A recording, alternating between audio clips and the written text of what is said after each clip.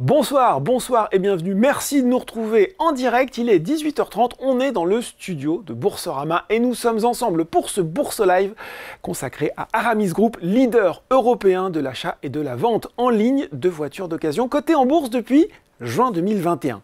Et pour parler justement de l'état du marché automobile, du parcours du groupe, ses forces, sa stratégie et pour répondre bien sûr à vos questions pendant ce moment d'échange d'une durée, allez, de 30-40 minutes, on verra bien, c'est selon vos questions.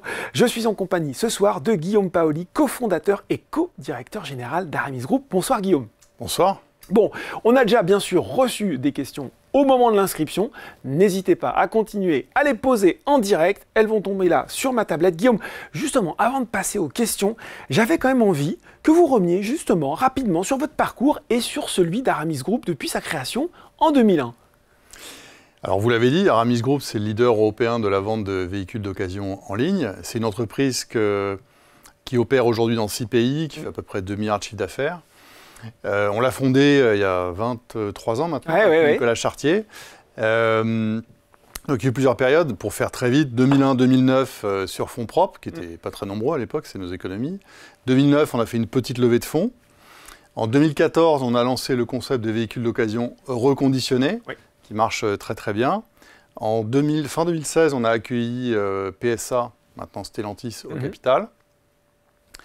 En juin 2021, on a fait une introduction en bourse, à la Bourse de Paris, et depuis, il y a eu 3 ans même de crise, de crise automobile absolument unique dans l'histoire de l'automobile.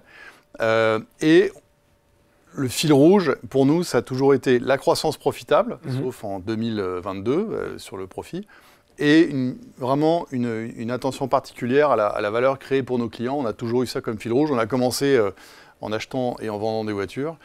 Et on est toujours très très attentif à apporter la valeur à nos clients. Bon, il faut être un passionné de la bagnole pour faire ce genre de métier? Alors non, moi je ne suis pas passionné d'automobile. C'est un secteur qui est vraiment très intéressant parce qu'il y a beaucoup de technologies, il y a beaucoup de marques, il y a beaucoup d'innovations. Mon associé Nicolas, lui, est beaucoup plus passionné. Mais non, on n'est pas obligé d'être passionné, mais si on est intéressé un peu par l'innovation, par la technologie, c'est un secteur qui est très intéressant. Secteur très intéressant. Justement, quel résumé, vous l'avez un petit peu dit Guillaume, on peut faire de l'évolution de l'activité du groupe sur ces 3 dernières années dans un contexte, on le sait, forcément durablement compliqué par la crise Covid, ses suites, ses conséquences, notamment sur le secteur automobile? Alors peut-être je vais dire un mot de cette crise, parce qu'au moment de l'introduction en bourse en juin 2021... C'est tout ce qu'on pouvait avoir de plus négatif, autant le dire tout de suite. Je disais, écoutez, c'est un marché qui est très résilient, il n'a jamais varié de plus 4 à moins 4 par rapport à... donc il est très résilient et très important, on parle de 5,6 millions de voitures en France chaque année, 32 millions au niveau européen. Et en réalité, la multiplication des crises, donc pénurie de semi-conducteurs, qui a eu un impact sur la production de voitures neuves, on a quand même perdu 1 an de production de voitures neuves sur 3 ans. Donc moins 30% pendant 3 ans, ça fait à peu près un an de production perdue. Donc ça a créé une forte inflation sur les voitures neuves et une forte inflation par capillarité sur les voitures d'occasion. Est venu s'ajouter malheureusement la guerre en Ukraine avec tous les mouvements inflationnistes sur le carburant, sur tous les matières premières aussi, les matières premières. Et en plus, l'augmentation des taux d'intérêt, combinée, ça a généré une baisse du marché sur notre marché, les voitures d'occasion de moins de 8 ans, de moins 20%. Donc ça a été vraiment particulier.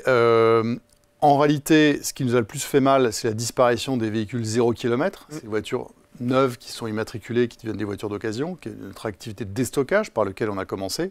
Donc cette activité qui a représenté 40% de notre chiffre en 2021 a complètement disparu en 2022. D'accord. Ce qui a expliqué en fait nos pertes cette année-là. En fait, Mais malgré tout, on sort de la crise beaucoup plus fort que lorsqu'on est rentré. On a continué à faire de la croissance. On est revenu à la profitabilité l'an dernier. Alors on n'est pas au niveau auquel on veut être, mais on a généré de la trésorerie opérationnelle positive. On a fait de la croissance. On a ouvert des nouveaux pays. Donc on sort de la crise beaucoup plus fort. Et on pense qu'on a vraiment beaucoup d'opportunités, puisqu'également le panorama concurrentiel s'est éclairci. Bon, on va parler justement de la concurrence et de l'avenir aussi, mais vous l'avez dit, vous avez ouvert d'autres pays et au-delà des activités existantes, Aramis Group là également grandi par l'acquisition de plusieurs sociétés en Autriche, en Italie dernièrement. Comment ça se passe justement l'intégration de ces structures au sein d'Aramis Group? Et puis, est-ce que là aussi c'est quelque chose qui est amené à se poursuivre? Alors, on a élaboré une méthode, parce que en fait, vous le savez, tout ce qui est fusion-acquisition, il y a une majorité des opérations qui finissent par détruire de la valeur. Oui. Donc, on a élaboré une méthode, déjà dans la sélection des entreprises qu'on a au sein du groupe, et ensuite dans la façon de les intégrer. On est une entreprise très décentralisée. La raison pour laquelle on va acquérir des sociétés, c'est qu'on veut être très proche des clients, bien comprendre leurs besoins. Oui.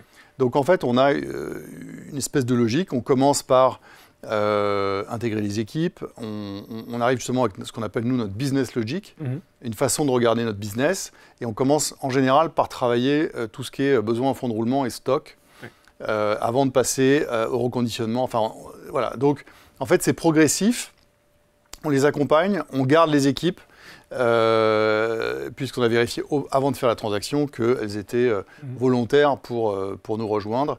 On apprend également beaucoup des équipes qui rejoignent le groupe. On n'achète pas de la même façon quand on est italien et français, Guillaume? Le client final? Ouais.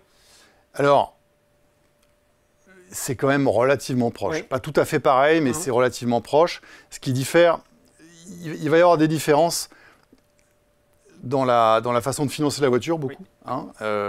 En Espagne, par exemple, et au Royaume-Uni, c'est des pays qui sont très, très financiarisés pour ça. Il y a quand même des différences. Par exemple, un Espagnol va acheter une voiture tous les 10 ans, un Anglais tous les 4 ans, un Français, un Allemand tous les 6 ans. Donc, vous voyez, c'est pas tout à fait pareil. Il y a des différences, mais on va dire, dans l'acte d'achat, c'est toujours fondamental dans la vie des familles. Il y a 2 Européens sur 3 qui vont travailler chaque matin en voiture. Et ça, c'est à peu près uniforme dans tous les pays d'Europe.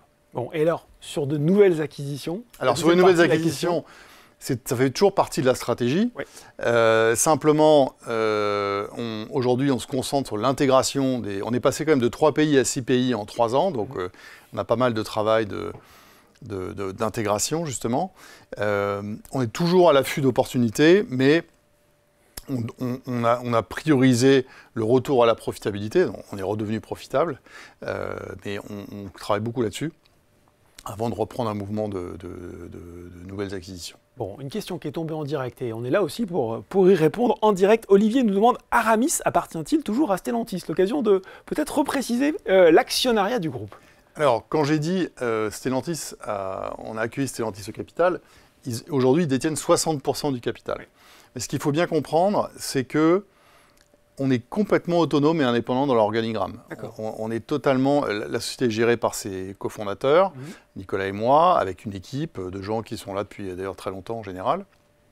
Et ils nous soutiennent en nous vendant des véhicules, en nous finançant, en nous apportant quelques éléments du groupe, parce qu'évidemment, un groupe comme Stellantis est très puissant. Par contre, ils n'interviennent pas dans les opérations, parce qu'ils ont compris dès le premier jour que s'ils intégraient une société digitale dans le mastodonte, ils allaient l'étouffer et la tuer. On a eu des discussions avec Carlos Tavares juste avant l'acquisition, et c'est quelque chose qu'ils avaient parfaitement intégré. Et c'est pour ça qu'on a accepté de travailler avec eux. Donc, la société appartient à Stellantis, mais c'est hybride. Elle garde sa liberté, en fait. Elle garde sa liberté, c'est entre la participation financière mais améliorée, quoi, avec des synergies industrielles.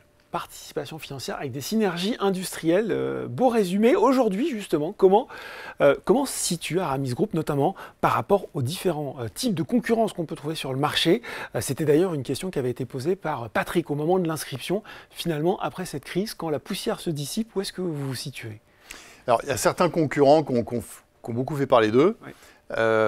En réalité, nos vrais concurrents, ce sont les particuliers qui se vendent des voitures entre eux. Oui.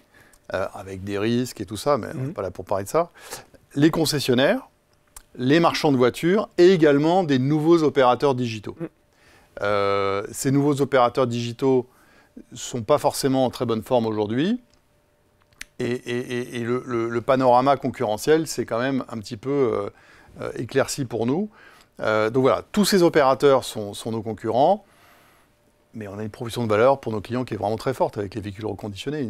Vraiment, on a trouvé un marché une proposition qui plaît beaucoup. Comment vous voyez, Guillaume, évoluer ce marché de l'occasion, après, on l'a dit, des années compliquées, sur le court 2024 et le moyen terme? Ça va reprendre comme avant? Alors, ce qu'on constate aujourd'hui, donc notre marché qui sont les voitures de moins de 8 ans, oui. Et il est à peu près 20% en dessous de 2019. Donc on ne s'est toujours pas remis. On ne s'est toujours pas remis. Par contre, nous, dans l'intervalle, on a fait de la croissance. On est passé, début 2021, on était sur un rythme à 1 milliard de chiffre d'affaires. Aujourd'hui, on est sur un rythme de plus de 2 milliards si on extrapole les résultats qu'on a publiés fin janvier. Pour notre premier trimestre fiscal, puisque nous, on est décalé, on commence le 1er octobre. Donc, nous, on a continué à faire de la croissance. On est profitable, pas assez, on y travaille. Donc, on est sur un marché qui a certes baissé, mais sur lequel on a fait de la croissance. Et aujourd'hui, on pense que le marché va rebondir, pas forcément très vite, puisque les prix baissent. Pourquoi les prix baissent? Parce que la production de voitures neuves est revenue à un niveau pas tout à fait nominal, mais presque. Donc il y a plus de marchandises sur le marché, alors que la demande a un petit peu baissé. Donc les prix, on pense, vont baisser. Ils ont déjà commencé à baisser. Les taux d'intérêt vont se stabiliser, voire baisser un petit peu. Donc, et le besoin en voiture est toujours là. Donc, on pense que le marché va rebondir.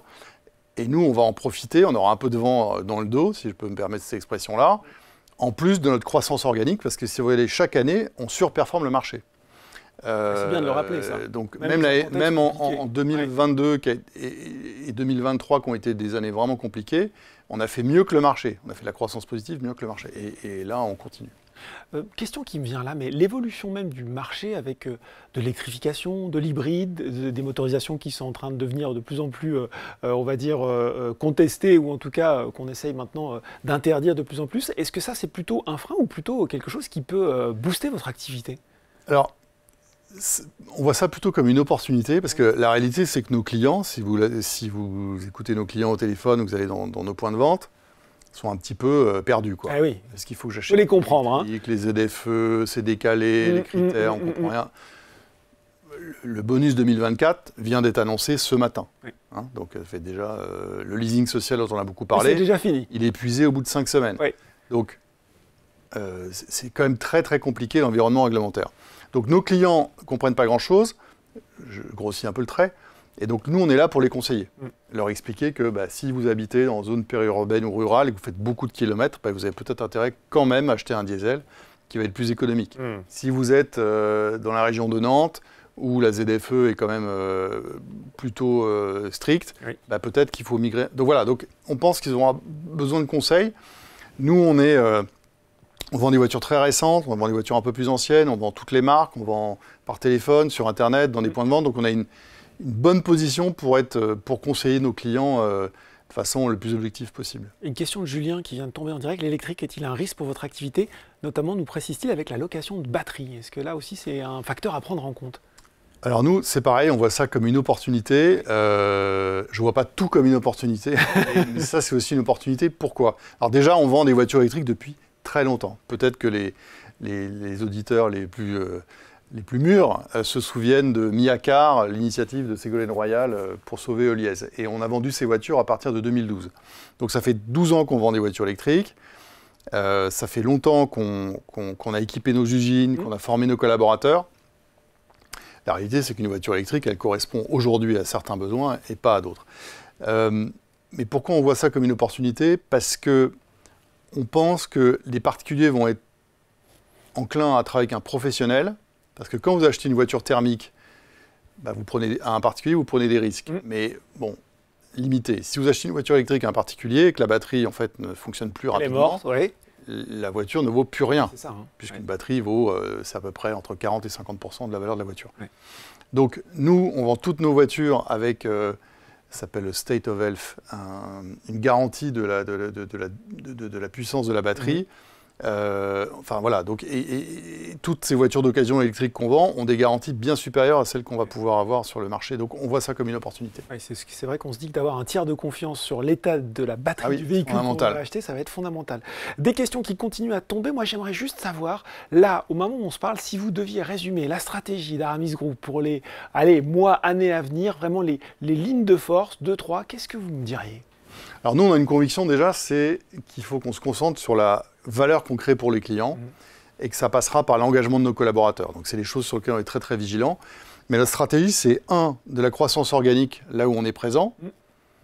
Aujourd'hui, au niveau européen, si on regarde les pays dans lesquels on va être un peu au-delà de 1% de part de marché. En France, on est à peu près à 1,5, donc vous voyez qu'on a quand même pas mal de marge. Aux États-Unis, on a des pairs qui font beaucoup plus en part de marché. Donc croissance organique, donc ça veut dire plus de marketing, plus d'usines, pour faire plus de ventes. Premier axe. Deuxième axe, expansion européenne. Aujourd'hui, on est dans 6 pays européens. On a vocation à servir l'ensemble du continent, ce qui ne veut pas dire qu'on va être absolument dans tous les pays, mais donc, ça peut se poursuivre. Ça peut se poursuivre, on a de la place, et donc la méthode préférée pour l'instant, c'est faire des fusions-acquisitions. Et le troisième axe, c'est, on appelle ça servicialiser, c'est-à-dire proposer plus de services à nos clients, intégrer davantage de la chaîne de valeur de services au sein du groupe, pour proposer des services uniques à nos clients, et puis pour intégrer plus de valeur et être plus profitable. Donc voilà, c'est les 3 axes de la stratégie. Donc de la croissance, de la diversification géographique et du service pour la stratégie d'Aramis Group. Dans les mois, années à venir, on va maintenant passer aux questions. Ça va pas vraiment vous surprendre, Guillaume. Il y a eu énormément de questions qui reviennent sur le parcours boursier du titre. J'en ai sélectionné une, c'est celle de Michael, mais elle reprend aussi les interrogations de Jacques, d'Alain ou encore de Vincent. Et je vous la livre comme ça. Comment expliquez-vous le niveau du cours et la non-performance depuis l'entrée en bourse? Comment comptez-vous attirer les investisseurs avant de faire remonter le titre? Elle ne vous surprend pas, cette question, j'imagine? Non, elle ne me surprend pas. Et moi, je ne vais pas faire de langue de bois. On est également déçus par l'évolution du cours. Déjà, j'aurais dire à tous nos auditeurs que nous-mêmes, les cofondateurs, nous sommes actionnaires. Oui, il y a l'alignement des intérêts, là. Voilà, nous, on a 9% du capital, chacun avec Nicolas. Les managers les plus importants de la société sont tous actionnaires depuis longtemps. Donc, c'est une situation qui ne nous satisfait pas. Après, si on regarde les chiffres, on est passé d'1 milliard à 2 milliards en 3 ans. On a eu un creux de profitabilité, on est revenu à la profitabilité, on n'est pas encore là où on veut être. On s'est étendu, nos concurrents sont certains en difficulté. On a un marché qui est gigantesque, 400 milliards en Europe, 32 millions de voitures, des fondamentaux qui restent. Donc on a des opportunités et des perspectives vraiment très intéressantes. Donc nous, on se concentre sur ce sur quoi on peut se concentrer, à savoir la performance de l'entreprise. Donc c'est de la croissance, c'est de la profitabilité, c'est la génération de trésorerie, c'est préparer l'avenir, et on pense que ça finira par payer. Donc les choses qu'on met, donc on se concentre sur la performance. Pour attirer les investisseurs, écoutez, on paye un peu de notre personne, c'est une des raisons pour lesquelles je suis là avec vous aujourd'hui. On a eu l'occasion de rencontrer des actionnaires individuels à l'Assemblée Générale la semaine dernière. On a publié une lettre aux actionnaires il y a quelques jours. Donc on va poursuivre nos efforts de communication, sachant que on rebondit, le marché rebondit, donc ça ne servait pas forcément à grand-chose d'aller prêcher dans le désert l'année dernière. Aujourd'hui, je pense qu'il y a matière à être plus convaincant. On a également indiqué à notre dernière publication à la fin janvier qu'on reviendrait vers le marché dans le cours de l'année 2024 calendaire avec des perspectives long terme, avec des objectifs, guidance comme on dit, long terme au cours de l'année. Bon, c'est génial parce que vous avez répondu presque par anticipation à une question d'Antoine qui dit pourquoi Aramis a abandonné le dialogue avec les investisseurs individuels. Déjà, on pourrait dire que ce webinaire est un démenti de cet abandon. Non, alors on n'a jamais abandonné. Je peux vous dire qu'on a payé notre personne et on comprend très bien. On a des investisseurs qui nous ont fait confiance en juin 2021. Il s'est passé une crise, honnêtement, qui ne pouvait pas anticiper. Enfin, une pénurie dans ces conditions-là de semi-conducteurs, une production qui baisse de 30% pendant 3 années de suite, une guerre en Europe, enfin tout ce que les gens connaissent. Oui, ça a tordu un peu les équilibres de marché. Donc on prend en compte cette nouvelle situation, mais les perspectives long terme sont quand même très positives.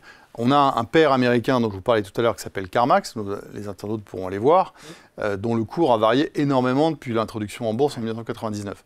Je crois qu'il s'est introduit à 20 $, il a baissé à 80 centimes et il est remonté aujourd'hui, il est bien au-delà des 60 $.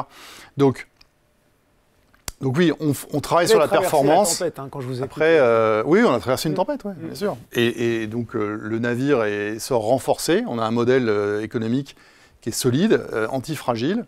C'est pas le cas de certains de nos concurrents qui sont échoués. Mais fondamentalement, ça reste un très bon business. Ça reste un très bon business. Et on va le prouver dans les mois et les années qui viennent. Mathieu nous dit actionnaire, oui, mais passant de quelle participation au jour de l'introduction à quelle participation aujourd'hui pour les fondateurs et Stellantis? Alors, question directe, réponse directe. Oui. Stellantis a vendu 0 action à l'introduction en bourse. D'accord. Et les deux fondateurs, après 20 ans, ont vendu un tiers, enfin nous avons vendu un tiers de ce qu'on avait à l'époque. Voilà. Bon ben voilà, question directe, réponse tout aussi directe. Laurent, il semble que le groupe ne soit pas en capacité de faire progresser sa marge, comme il l'avait annoncé lors de son introduction. Pourquoi? Quels sont vos leviers pour enfin faire décoller la rentabilité? Et j'ai une question un petit peu identique qui vient de tomber en direct de Sadoun. Comment comptez-vous améliorer votre profitabilité? Et alors là même, quand pensez-vous verser un dividende aux actionnaires? Alors c'est deux questions en une, on va parler peut-être du dividende, mais cette notion, au-delà de la croissance, de la rentabilité finalement d'Aramis Group. Alors, on a annoncé pour cette année qu'on allait au moins doubler la rentabilité par rapport à l'année dernière. D'ailleurs, qu'on allait vendre plus de 100 000 voitures d'occasion à des particuliers. Aramis, ce n'est pas une société qui a jamais gagné d'argent comme certaines sociétés dans d'autres secteurs ou dans notre secteur. Donc, si vous regardez les niveaux d'EBITDA... d'excédent brut d'exploitation pour ceux qui sont voilà, alors en norme IFRS, donc on peut toujours débattre, mais enfin, c'est l'indicateur de profitabilité qu'on suit. Bien sûr. On était à 4,4%, 3,7%, 2,7% les trois années précédant l'introduction en bourse. Et on a toujours gagné de l'argent. On a toujours gagné de l'argent parce qu'on a commencé cette société avec 20 000 € chacun avec Nicolas. Et qu'en 2001, 10 jours après le 11 septembre, il n'y a personne qui nous prêtait de l'argent. Donc c'est une société qui a dans son ADN de gagner de l'argent. Aujourd'hui, elle n'en gagne pas suffisamment du tout. La raison principale est la disparition pendant 2 ans de ces fameux véhicules 0 km qui constituent une grande partie de vos ventes et qui du jour au lendemain sont plus là, quoi, en fait. Hein. Donc ça, c'est en train de reprendre. C'est pas la raison unique, hein, il y a d'autres raisons, mais c'est la raison principale. Donc on va revenir à plus de profitabilité. Comment on va faire ça? Nivellement par le haut des performances opérationnelles dans les différents pays du groupe. On a des pays qui ne sont pas très mûrs, on a d'autres pays qui sont plus mûrs. On a gardé une certaine structure pour faire face à la croissance qu'on savait qu'elle allait revenir. Donc on va amortir beaucoup mieux nos frais dans les mois et les années qui viennent. On va intégrer plus de la chaîne de valeur, comme je l'indiquais tout à l'heure. Et donc, pour revenir au niveau de rentabilité qu'on avait indiqué au moment de l'introduction en bourse, c'est plutôt une histoire de quand qu'une histoire de si. Moi, j'ai aucun doute qu'on avait annoncé 3% de rentabilité en 2025 au moment de l'introduction en bourse, sachant qu'à ce moment-là, c'était à peu près ce qu'on faisait, on faisait un peu mieux même. Donc on va y revenir. Est-ce que ce sera en 2025, un peu plus tard? Bon, ça, on en reparlera au cours de l'année, mais il n'y a pas tellement, dans notre esprit, il n'y a pas de question sur le si, c'est sur le quand. Bon, en tout cas, là aussi, réponse claire et détaillée. Deux questions. Sur les dividendes. Oui, c'est vrai, j'allais oublier cette question de dividendes. On n'en a jamais vraiment versé. Aramis, c'est quand même une société de croissance. Vous avez vu, allez, si on prend toute l'Europe, on a 0,8% de part de marché. Donc, une entreprise de croissance, nous, ce qu'on veut, c'est créer de la valeur. Ça passera les dividendes. Dire que c'est pas vraiment le propre d'une entreprise de croissance d'être dans le dividende. C'est plus dans le développement. Il y en a certains, sans doute, qui font tout à la fois. Mais en tout cas, nous, ce qu'on a toujours fait, c'est réinvestir le profit dans la croissance pour aller dresser ce marché qui est absolument incroyable, qui présente des perspectives de croissance sans limite. Perspective de croissance sans limite. Justement, vous parlez beaucoup de la concurrence, nous dit Julien. Quels sont vraiment vos atouts face à eux? Et ça rejoint une question de Laurence qui avait été posée au moment de l'inscription. Comment êtes-vous devenu leader dans votre domaine? Justement, quels avantages ou quels avantages au pluriel compétitifs avez-vous pour résister à la concurrence? Alors, ceux qui ont été voir nos comptes ont pu voir qu'on suivait un indicateur qui s'appelle en anglais Gross Profit per Unit, donc marge brute par voiture vendue, qui est largement supérieur à tous nos concurrents en Europe. Pourquoi? Parce qu'on a un modèle qui est intégré verticalement. C'est-à-dire qu'on achète nous-mêmes les voitures, on les transporte nous-mêmes, on les reconditionne nous-mêmes, on les vend nous-mêmes, on les livre nous-mêmes, ce qui nous permet d'intégrer toute la valeur. On est sur un marché, si vous voulez, où on ne peut pas vendre beaucoup plus cher que le prix de marché. Nous, on va vendre au prix de marché, un peu plus, un peu moins, suivant les voitures. C'est un peu si demain vous allez acheter un appartement, peut-être que vous allez bien vouloir acheter un peu plus cher au mètre carré un appartement, ce qui va vous plaire un peu plus, mais vous n'allez jamais le payer 10% plus cher parce que ça n'a pas de sens. Donc c'est un peu pareil. Donc le prix de vente, il y a une zone qui est quand même assez limitée. Le prix d'achat, c'est un peu pareil. Si demain vous venez me vendre votre voiture, je vais pas, parce que la moitié de notre approvisionnement, on le fait auprès de clients particuliers. Je ne vais pas pouvoir vous dire, vendez-moi 10 voitures et vous allez me les faire moins cher. Vous n'en avez qu'une, donc ça ne marche pas. Donc, vous voyez, on est un peu borné en haut et en bas. Donc, la question, c'est quel niveau d'intégration on est capable de faire. Donc, nous, on a tout intégré et c'est une grande force par rapport à nos concurrents. Et ce n'est pas quelque chose qui se fait du jour au lendemain, d'être capable de bien opérer chaque maillon de la chaîne. Donc, c'est la raison principale pour laquelle on est capable d'avoir des prix compétitifs et de gagner plus d'argent que nos concurrents. Donc on est très solide. Après, on a des concurrents comme dans tous les marchés. Et un marché aussi gros, il y a forcément de la concurrence. Justement, on a cette question de Roger qui suit. Il les nomme, lui, les concurrents. Il dit commercialement, j'ai l'impression que votre concurrent, Spoticar, pour ne pas le nommer, sauf qu'il le nomme, est plus agressif que vous. Quelle est votre part de marché en termes de voitures d'occasion? Ça, vous l'avez déjà un petit peu évoqué, de voitures reconditionnées, et surperformez-vous votre marché? Des réponses que vous avez déjà plus ou moins apportées, Guillaume. Alors, Spoticar, comme Ekar, c'est pas vraiment des... C'est une émanation de Stellantis qui, en fait, propose un portail à ses concessionnaires pour promouvoir leurs voitures d'occasion. Oui. C'est pas tout à fait le même modèle. C'est pas le modèle économique. Nous, on est une société, on a une marque, vous appelez Aramis, bon, vous appelez Spoticar, vous allez tomber, ou Ekar, vous allez tomber sur un opérateur. Et si vous dites, voilà, j'hésite entre une Citroën et une Peugeot, il va vous dire, je vous passe le vendeur Citroën, je vous passe le vendeur Peugeot. C'est pas la même expérience du tout. Pas du tout. Donc, si vous voulez, une des raisons pour lesquelles ils ont lancé ça, c'est pour remplacer leur vieux label Peugeot Occasion, Occasion du Lion, etc. Pour aussi être moins dépendant du Bon Coin et de la Centrale. Voilà. Donc, si vous voulez, c'est une espèce de surcouche, c'est pas vraiment une société. Après, on est en concurrence avec eux, c'est pas forcément un problème, ils font partie du groupe Stellantis. Comme on est en concurrence avec d'autres sociétés, Autosphère, il y en a un certain nombre d'autres. Ouais, je retiens qu'effectivement, ce n'est pas tout à fait la même chose, ne serait-ce que en termes d'expérience utilisateur. Quand on vend sa voiture, Mathieu nous dit l'intelligence artificielle est désormais partout. C'est vrai que toutes les entreprises ont leur programme IA au sein de leur stratégie de développement. Où et comment l'utilise Aramis Auto pour son développement et sa croissance pour ses clients? Alors, est-ce qu'il y a de l'IA aussi dans Aramis Group? Alors, on travaille dessus. On a une équipe qui travaille sur les applications qu'on peut faire de l'IA générative. On travaille déjà avec de l'IA pour travailler nos algorithmes de pricing. Il y a déjà du travail qui a été fait un peu en souterrain pour optimiser les prix d'achat, optimiser les prix de vente. Aujourd'hui, on l'utilise de façon un peu plus large. Je vais vous donner des exemples concrets, puisque, par exemple, sur certaines fiches de véhicules, on va avoir des collaborateurs qui vont mettre les points forts d'une voiture. Oui. Et c'est une IA qui va faire le petit paragraphe. Qui va écrire agrégé, qui va faire ça proprement, sans faute d'orthographe, et qui va faire quelque chose de un peu standardisé. Qui va avec un ton. Donc ça va être une application. Une autre application, c'est par exemple, on va avoir, quand on achète une voiture, on va scanner toutes les factures d'entretien. C'est une IA qui va nous aider à dire, ben voilà, cette opération a été faite, cette opération n'a pas été faite, donc... ça vous aide pour avoir l'état de la voiture. Donc on teste différents usages et à terme, ça va nous faire gagner de la productivité. Ouais. Ouais, et là aussi, vous y voyez un facteur d'amélioration de la rentabilité pour Aramis? Alors aujourd'hui, oui à la marge, mais on travaille sur des usages qui nous permettront, oui, de gagner un peu plus. Ouais. Bon, est-ce qu'on a encore des questions qui tombent en régie à poser à Guillaume Paoli? Plus de questions.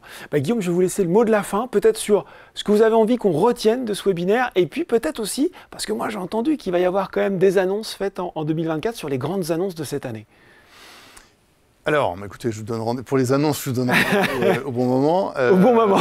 On va publier nos résultats semestriels fin mai 2024. Donc, il y aura peut-être des choses intéressantes.